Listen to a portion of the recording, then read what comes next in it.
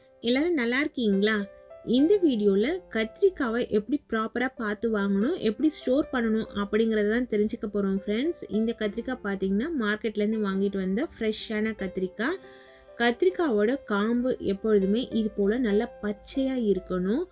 அதே போல் கத்திரிக்காய் நல்லா நம்ம எடுக்கும் பொழுது நல்லா சாஃப்டாக இருக்கணும், கெட்டியாக இருக்கக்கூடாது. கெட்டியாக இருந்ததுன்னா முத்தலான கத்திரிக்காய். அதுக்குன்னு கடையில் போயிட்டு ரொம்ப அழுத்தி அழுத்தி பார்க்காதீங்க, கடைக்காரங்க திட்டுவாங்க. ஏன்னா எல்லாத்தையும் நம்ம அழுத்தி அழுத்தி வச்சுட்டா அது நமக்கு அப்படியே அந்த காய்கள்லாம் வந்து கண்ணி போன மாதிரி ஆகிடும். அவங்களுக்கு சேல்ஸுக்கு கஷ்டமாக இருக்கும். பார்க்கும்பொழுதே கையில் எடுக்கும்பொழுதே நமக்கு தெரியும் இது ரொம்ப சாஃப்டாக இருக்குன்ட்டு. அது மட்டும் இல்லாமல் அந்த தொப்பி பகுதி இருக்கு இல்லைங்களா, அந்த தொப்பி பகுதி நல்லா நீளமாக இருந்துச்சுனாலும் இது எலசான கத்திரிக்காய் அப்படின்றத நம்ம கன்ஃபார்ம் பண்ணிக்கலாம். இந்த கத்திரிக்காய் பார்த்திங்கன்னா உஜாலா கத்திரிக்காய். நிறைய வெரைட்டி இருக்குது கத்திரிக்காயில். எல்லா கத்திரிக்காயுமே நமக்கு பார்க்கும் பொழுது நல்லா கொஞ்சம் சாஃப்டாக எலசாக, காம்பு பகுதி பச்சையாக இருந்துச்சுன்னா புது கத்திரிக்காய்ன்ட்டு நீங்கள் வாங்கிட்டு வந்துடலாம். அப்படி வாங்கிட்டு வர கத்திரிக்காவை நல்லா வாஷ் பண்ணிவிடுங்க. ஏன்னா அந்த மூட்டை எங்கெல்லாம் இருந்துட்டு வந்திருக்கோ அதனால் ப்ராப்பராக வாஷ் பண்ணி எடுத்து தான் நம்ம ஸ்டோர் பண்ணோம். பேண்டமிக் டைமில் பார்த்திங்கன்னா எல்லோரும் காய்கறி எல்லாம் வாங்கிட்டு வந்து மஞ்சள் தண்ணி, உப்பு தண்ணி இதிலெல்லாம் போட்டு வாஷ் பண்ணி வெயிலில் காய வச்சு இப்படிலாம் சமைச்ச காலங்கள் உண்டு. ஆனால் மக்கள் எல்லாமே கொஞ்சம் கொஞ்சமாக இப்போ மறந்துட்டு வந்துட்டாங்க.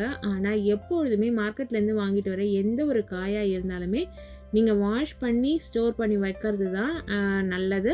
ஏன்னா அதில் ஜெம்ஸாக இருந்ததுன்னா நம்ம ஃப்ரிட்ஜில் ஸ்ப்ரெட் ஆகாமல் இருக்கும்.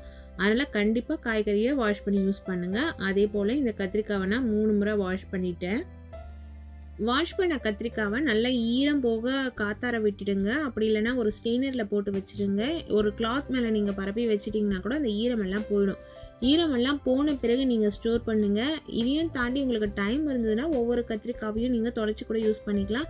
வீட்டில் குட்டீஸ் இருந்தாங்கன்னா அவங்களுக்கு இது போல் ஒரு வேலையை கொடுத்துருங்க. கரெக்டாக அவங்க தொடச்சி வைக்க சொல்லுங்கள். அவங்க மொபைல் ஃபோன் யூஸ் பண்ணுற அந்த டைமிங் குறையும்.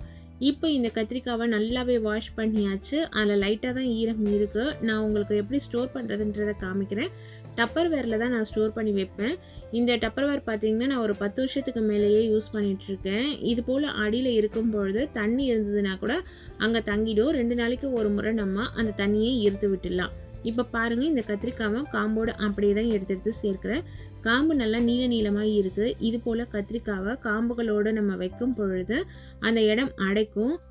நிறைய இடம் அடைச்சிக்காமல் இருக்கிறதுக்காக இந்த நீளமாக இருக்க காம்பை நீங்கள் கட் பண்ணி வச்சுக்கலாம். கட் பண்ணி நம்ம ஸ்டோர் பண்ணும்பொழுது நிறைய அளவில் காய்கறிகள் வைக்கலாம்.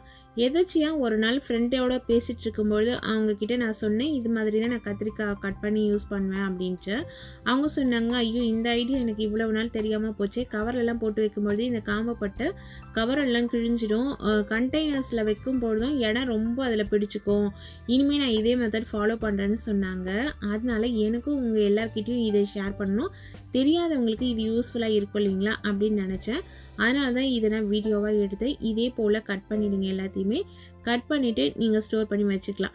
நல்லாவே நம்ம வாஷ் பண்ணி வைக்கிறதுனால நம்ம அவசரத்துக்கு சமையலுக்கு எடுக்கும் பொழுது நம்ம ஜஸ்ட்டு ஒரு முறை வாஷ் பண்ணிவிட்டு இதை நீங்கள் கட் பண்ணி அப்படியே யூஸ் பண்ணிடலாம். அந்த டைமில் நமக்கு டைமிங் ரொம்பவே முக்கியம் இல்லைங்களா, காலையில் அவசரமாக சமைக்கும் பொழுது. அதனால் எப்பொழுதும் நல்லா வாஷ் பண்ணிவிட்டு இது போல் ப்ராப்பராக கட் பண்ணிவிட்டு வைங்க. கத்திரிக்காய் நல்லா ஃப்ரெஷ்ஷாக இருக்குங்க. இந்த டிப்ஸ் உங்களுக்கு தெரிஞ்சிருந்ததுன்னா ஓகே.